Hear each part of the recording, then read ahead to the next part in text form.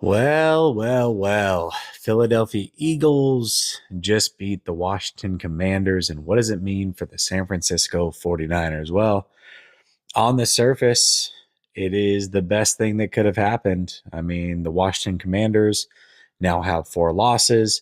Yes, the Philadelphia Eagles only have 2, but I think that's the best case scenario, at least in the first matchup between these two, is to get Washington to come back to the pack a little bit again. The 49ers, obviously, we've made it pretty clear that they most likely need to win the division, but there is a path if they don't win the division.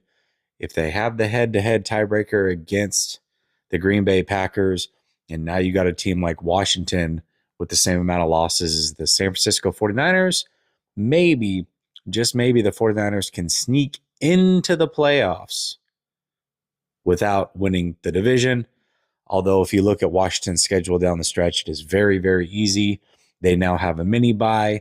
Then they play Dallas and I think Tennessee. And then they have an actual bye. They play Dallas for a second time. They play the Saints. So most likely Washington is going to win 11 games. And if the 49ers win 11 games, they're in no matter what. Really, the only place that a tie break scenario would be needed is if the 49ers only win 10 games. Check out the sponsor of the show, Underdog Fantasy. And as you can tell, I'm on a bit of a heater here the last couple weeks. I've hit for 203.51 and 352.68. So let's make some picks. Listen, we got this fight tomorrow night with Mike Tyson. I think we got to throw him in here. Knockouts, huh? You know what? Let's just roll with Mike, because how can you not roll with Mike? And then let's play a little 49ers Seahawks action. See what we got for Brock Purdy here. I'm going to go lower on the interceptions. He always plays very, very well against the Seahawks. Do we have an interception for Geno that we can add in here? Oh, yeah, we're going higher. That's it. That's what we're going with. We're putting a 50 spot on it. Can win, 381? Dunzo. Let's go. We're winning, baby. If you want to tail me, you can. Otherwise, you can make your own picks. Link is in the description. Promo code LSS to show love to Underdog for being a great sponsor all season long here at Last Second Sports. Then if you have Washington and Green Bay win 10 games, you own the tiebreakers with one or both of those teams, what have you. Maybe you can sneak in. I don't think Washington is only going to win 10 games, though. I think they're an 11, maybe a 12-win team with the remaining schedule left. That being said, the Philadelphia Eagles, this team is very, very interesting because I think early on, a lot of people, myself included, thought, maybe they're a little fraudulent.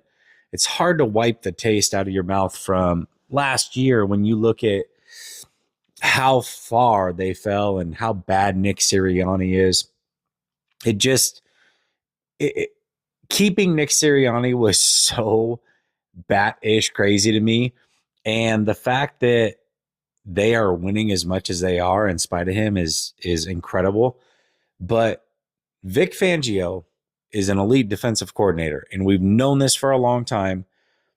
Philadelphia, from a talent aspect, has had plenty of talent over the last couple years, but they've underperformed. I think even in the Super Bowl year when they had like 75 sacks, the defense itself, yes, they had a ton of sacks, but I still felt even then they underperformed as far as like points per game, how much they fell apart down the stretch. Vic Fangio now over the last 6 games has gotten this defense exactly where he wants it to be. The talent level is there, and now they are schematically sound. That's going to be a tough team to beat. Then you add in Saquon Barkley. Hurts is very, very mediocre. I'm sorry, but he can run. You add in Saquon Barkley, and it makes things pretty damn dangerous over in Philadelphia. So Philadelphia, I don't think they're going to, but there's a possibility they might end up being the number 1 seed over the Lions. I think Philadelphia is going to make the playoffs. The Lions are obviously going to make the playoffs, and the 49ers, depending on how things fall, assuming they get in, may have to go through Philly and through Detroit back to back weeks, essentially, and do so in their home stadium. Man, that's not going to be an easy thing, but we're getting way ahead of ourselves. I just ultimately wanted to say that Washington losing is a good thing. That's what we should have hoped for. But when you really look at the schedule, I don't think Washington's going to come back to the pack enough. Remember, they also haven't had a bye. So even though they lost and have four losses, rather, the same as the 49ers are still 2 wins back just to get there. So the 49ers are going to have to beat Seattle and Green Bay just to get to the same record that Washington is now.